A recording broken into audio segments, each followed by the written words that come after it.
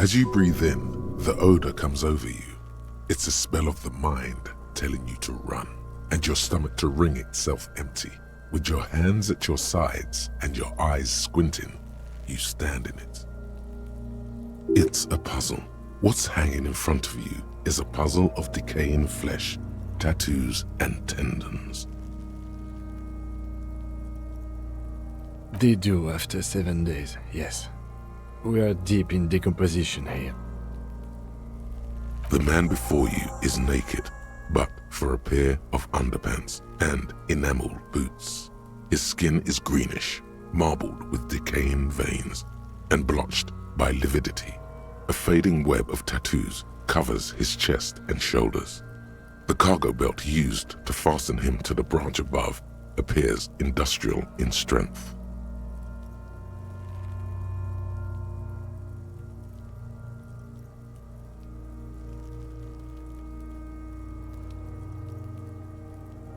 The material appears to be ceramic. Its clean white stands in stark contrast to the decaying flesh above the knee. The man wore thick polymer socks, probably for padding. A fine array of interlocking plates covers them. Delicate and fragile, they feel alien to the world around you, out of place somehow. These are clearly not boots.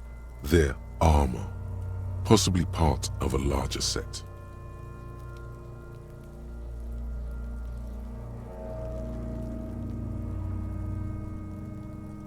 Indeed. Technically speaking, these are sabatons, not boots. Ceramic plate, zirconium dioxide most likely. This is where the make would be. Under the heel, fair weather model T500 VE. I'm guessing that's vitreous enamel. This is advanced stuff. Piece by piece. He's been out here for 7 days. It would be odd if they didn't. We should keep a lookout for these species. The armor could yield information. This is one thing he might actually know.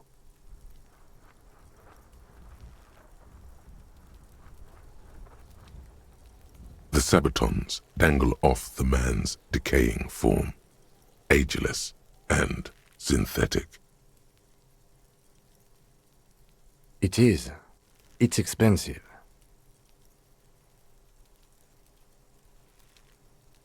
We've requested similar material for our tactical units for years now. The constabularies deemed it too costly. In that time, we've lost 6 men to semi-automatics. For a full set, about 4 years of wages. For the northwest region of Revachol, an officer's average yearly income is 5,500 rial, unadjusted for rank.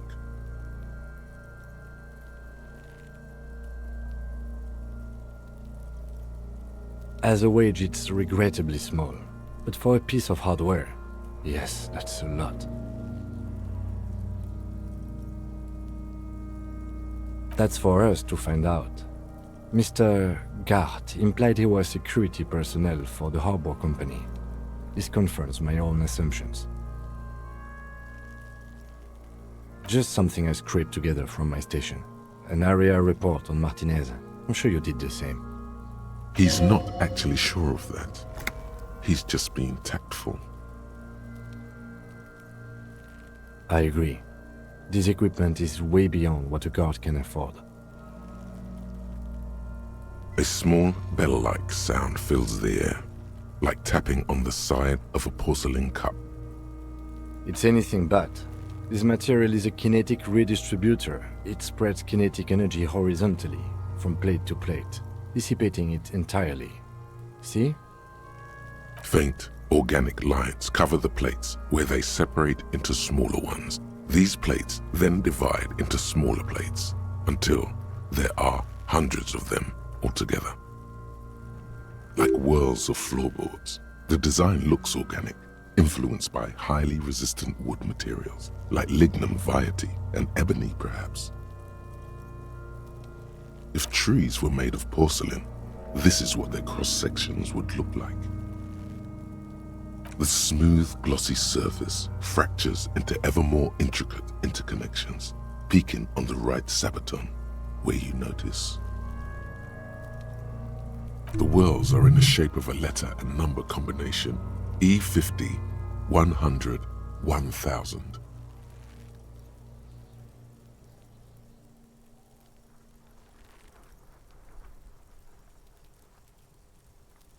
Good. Can you read it to me?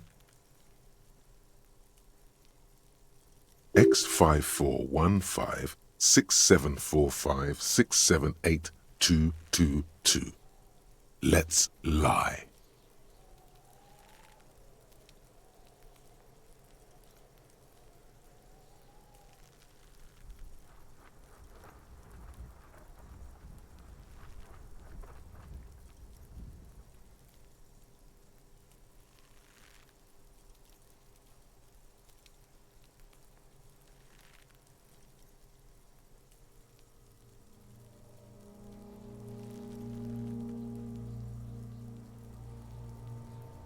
We have a make and a number.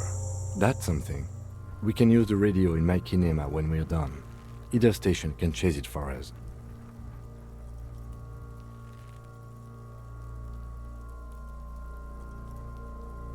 This feels dangerous. Are you sure? The sabatons dangle off the man's decaying form, ageless and synthetic. The cadaver slowly twists on the cargo belt, his torso covered in tattoos and extremities blotched pink and blue. The hangman's knot is pulled tight by the weight of the corpse below. Yellow, hard-edged polyester cuts into his neck.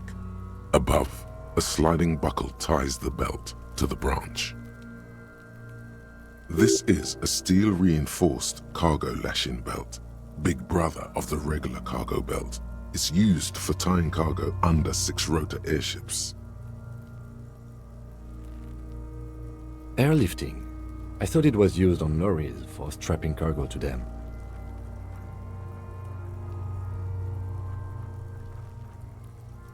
The local harbor uses 6 rotors to shuffle containers around.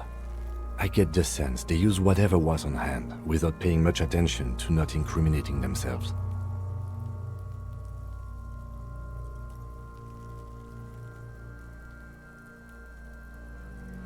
I was afraid it would be.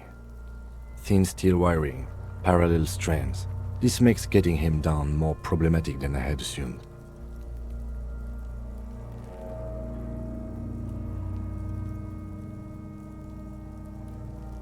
A noose is one of those things that's easier to use one way around.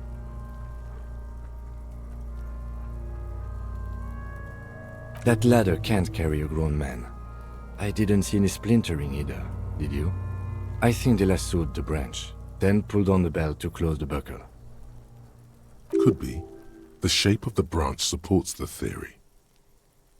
I'm still approaching this as a lynching, yes, motivated by the ongoing strike. You? No, you feel like it was something else. But what?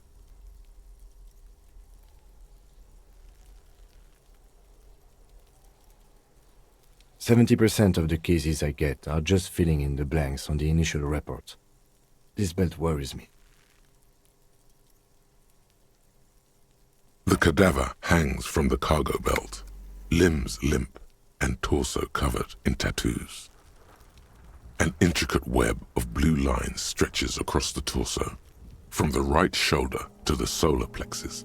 Each time they intersect, a small white star is formed in their crossing. Hundreds of fading asterisks riddle his skin. Their concentration is highest around his heart. His corpse is marked by stars. Alcohol and heartbreak.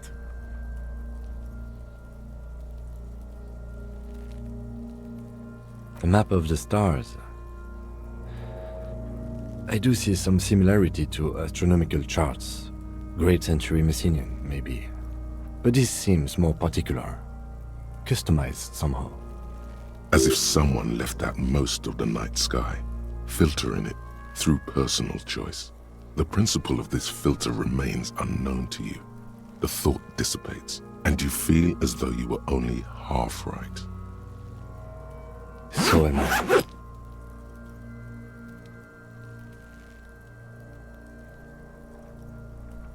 He wears a wide leather belt around his waist and a gun holster under his arm.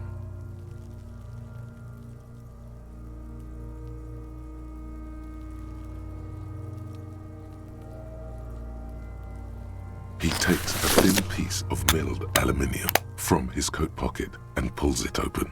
Sounds like a sword being unsheathed. A small lens appears, some sort of camera. Shit, Kuno! What the fuck is that? An instant color camera.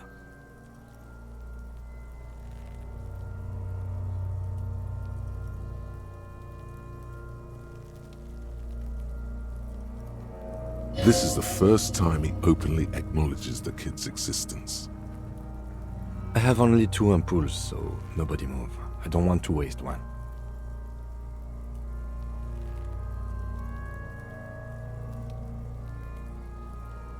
A sound, a shrill flash, followed by the breaking of a small ampoule of glass. You see streams of color pour onto the thick, glossy piece of paper, rolling out. In case we need it.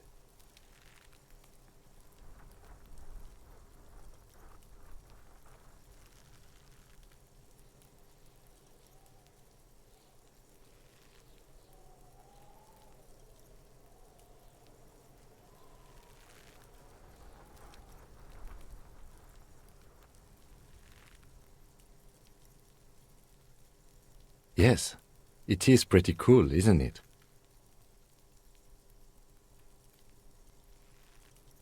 It contains insight to the victim's person. By his build, I'd say this was a man of physical violence. The story he wanted his body to tell was important to him. It is his letter, to us. Someone should decipher it. We'll need to show it around.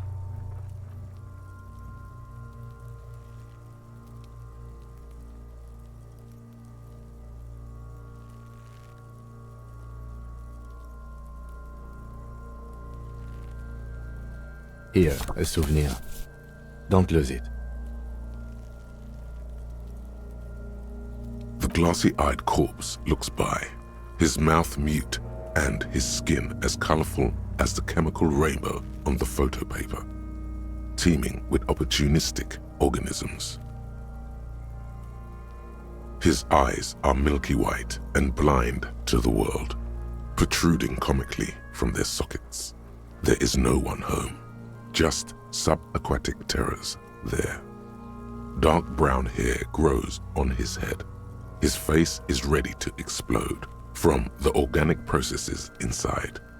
The death's head grin has passed.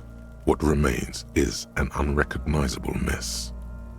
Underneath the curdled meat there is an expression, not carried on his features, but below, inside, an expression of pleasure. This man was experiencing joy at the moment of his death. Why do you think so?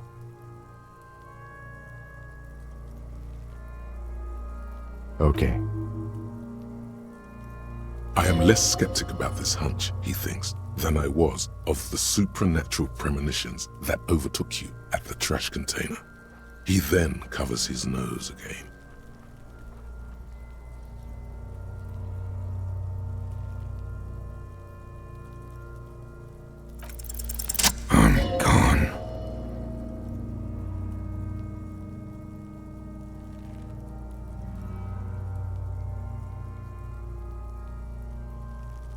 I'm a joke. Look at me.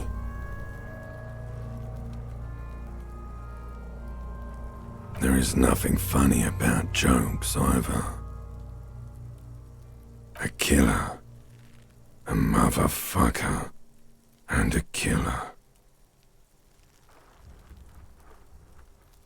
Go ahead, Cobbo. into the wild pale yonder. In the past, way out in the west.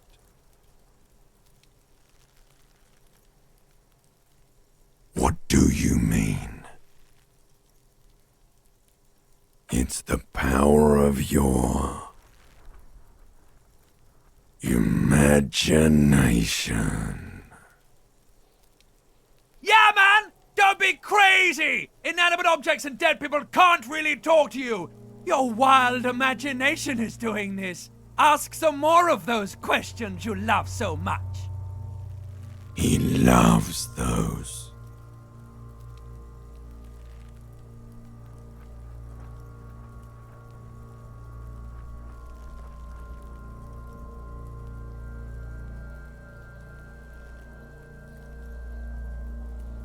Because you're a copperoonie. Look at all of them go. Do you want more questions? Coming right up, copperoonie. This is getting upbeat now.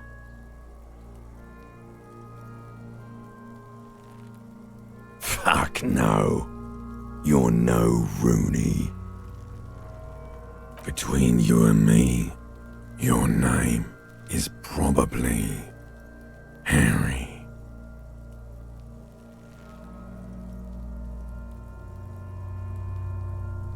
You might be onto something there. Because you have. Love did me in, Provocopo. It was love all along. Sure, Lobo. I can ask you a question. Why are you doing this? Looking at my face, motionless, looking into my eyes, standing here. Why are you investigating my murder?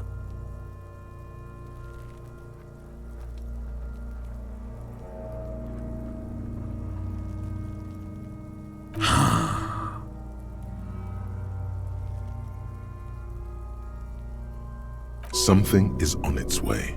Something hidden. It's coming. A miracle from the northwest, and it's almost here. You can feel it in the air, on your hands. The cold spring air smoothing them over.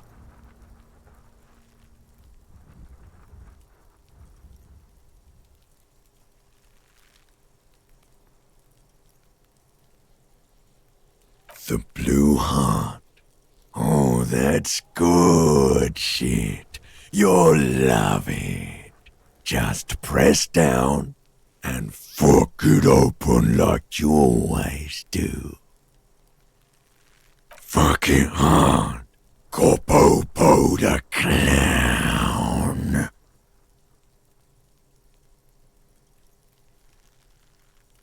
Maybe I was getting my rocks off.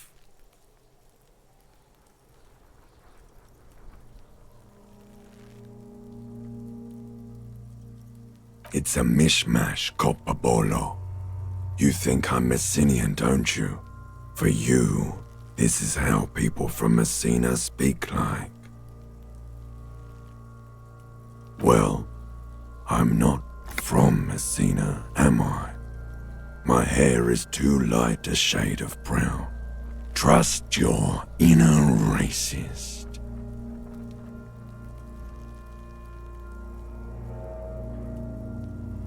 You think I am. You think I was a racist because this lump looks military and has tattoos. That's called profiling.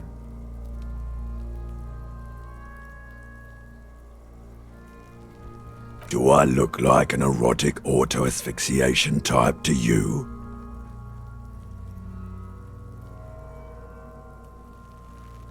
Captain Copperdromo, I fear we are drifting away, fixating on sexuality again.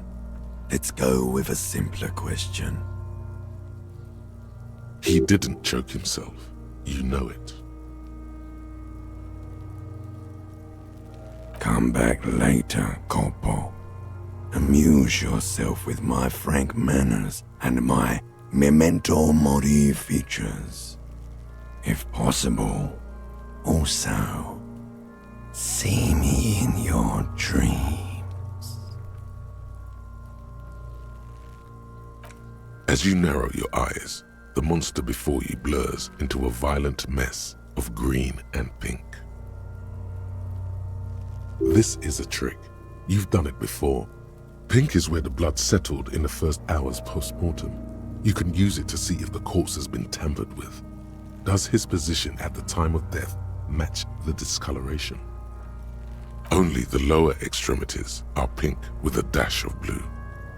His fatted hands, thighs, and his neck, just above the noose.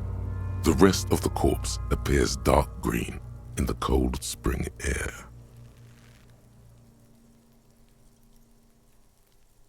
I see it. His neck too. The lividity goes right up his chin. We have good, well-pronounced discoloration here.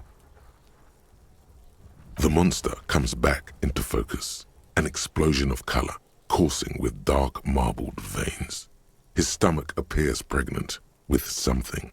Black liquid streams down his thigh and onto his boot.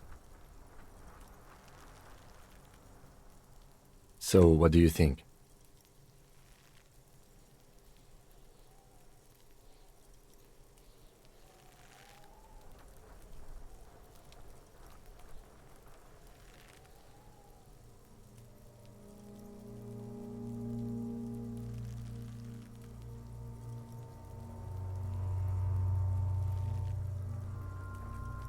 I agree.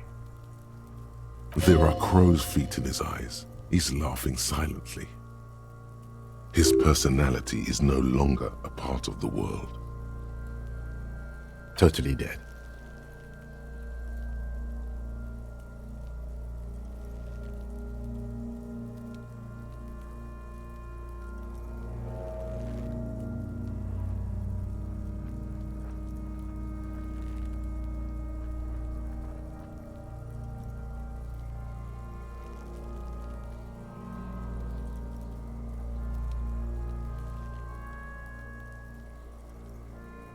That sounds about right, yes.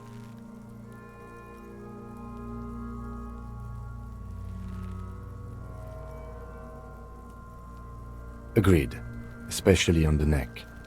The belt acted like a tourniquet, keeping the blood in his head. The hypostasis supports a hanging.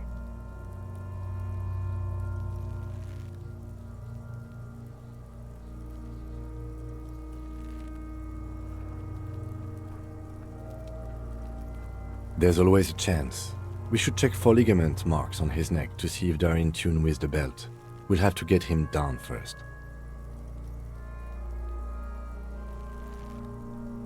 A pool of blood and feces has eaten into the frozen mud below the man's feet. Purge liquid is dripping into it, drop by drop.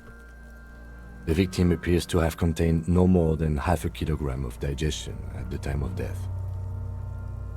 The fuck he's saying? Talking about shit.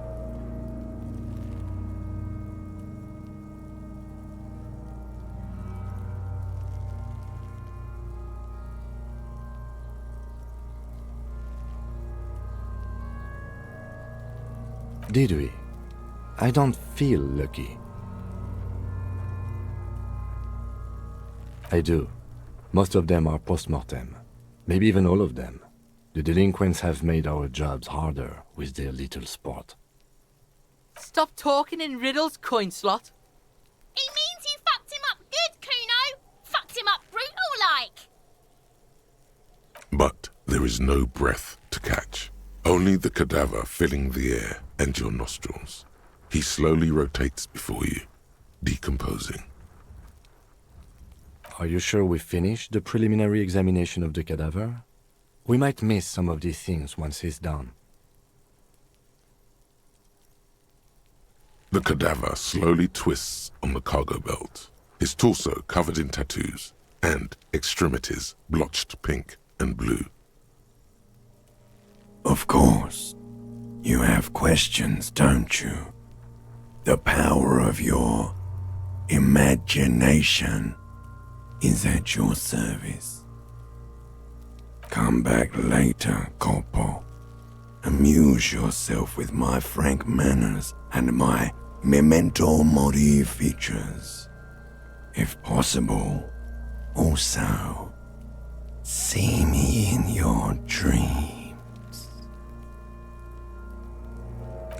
The steel-reinforced belt presents a unique challenge. I brought chain cutters, but I don't see a good angle of approach to the belt. He doesn't actually think the challenge is unique. He thinks it's frustrating, annoying, and harder than he thought. The cadaver is a good 1.2 meters up. Neither one of us can reach the belt without assistance. And even if we do, there's the question of cutting the airship strength material.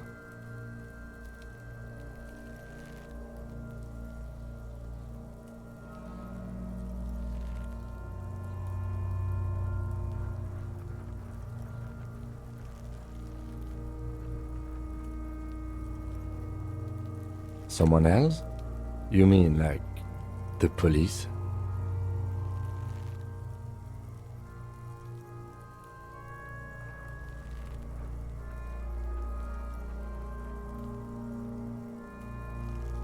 Someone already did. You know who came? We did. Because we have made bad life decisions. I know it's hard, but I assure you, the others won't come to help us. And we have a growing sanitary concern here. We need to get him down, fast. Climb up there and saw the branch? There has to be a less risky way, with less falling down of trees. I was really hoping we wouldn't.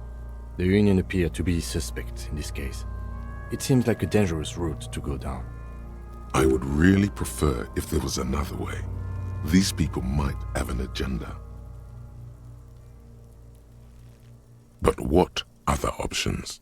The corpse twists on the belt, like chicken on a skewer. Yeah! Bang bang time, pig! Shoot his head off! How? Where the buckle ties the rope to the branch. That's a good spot to aim.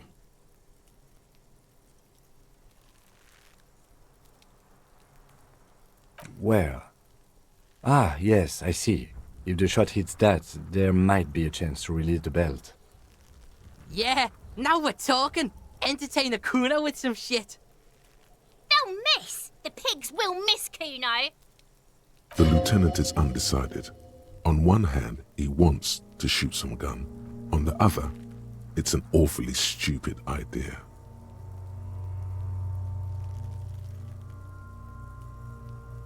Silence.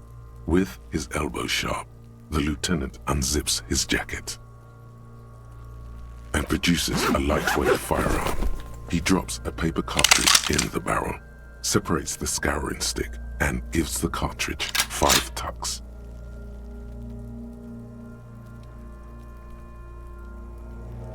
That's a Kiel A9090 Armistice, mass-produced muzzleloader, ascetic, frugal, one of the most common firearms in the world. He then steps back and assumes the fellow's desk position, taking aim.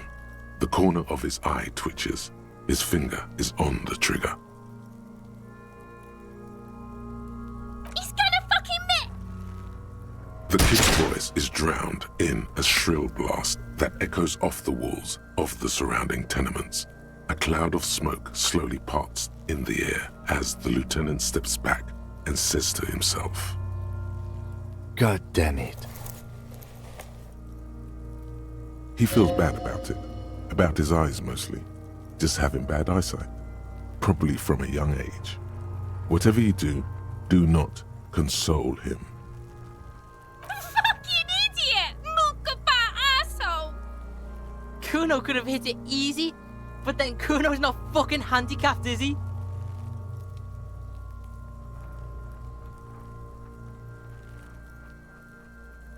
I have to say, it's beginning to look unlikely we can get him down without assistance.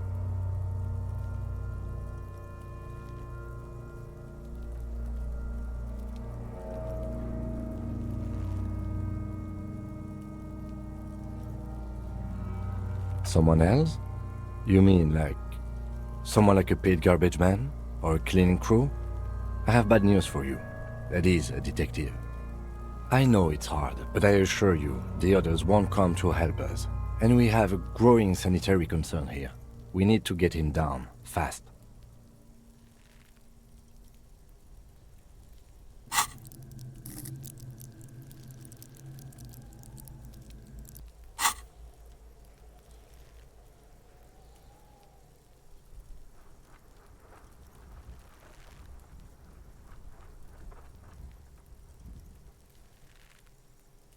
Okay, they do have the tools and the men. And since it looks like they put him there... Okay, let's do it in the lousy, dangerous way.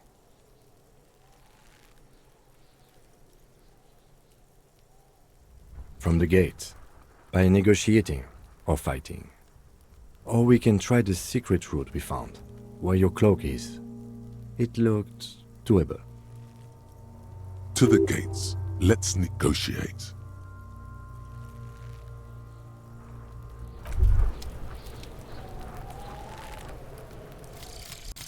Some kind of superstar. They say the world isn't ready for a rock and roll cop.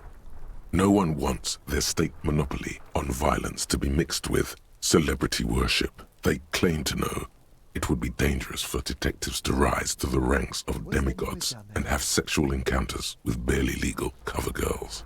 It would be insane, they say. To all this, you say, fuck off and die, in a cool voice. You people have no idea how good these cops are gonna get. They're gonna crack 20 cases a day. In the future, cops will be like astrophysicists, or prime ministers, or prophets. And you're the first one.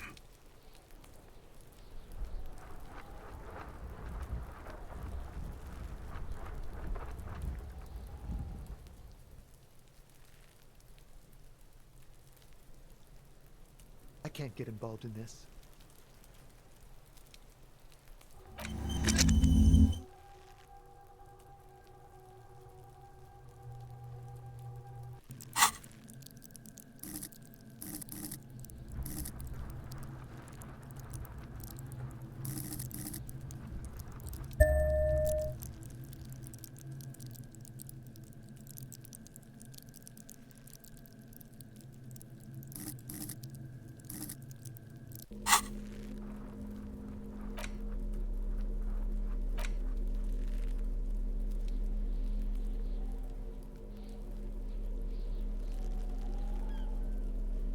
An intricate web of blue lines stretches across the torso of the hanged man, from the right shoulder to the solar plexus.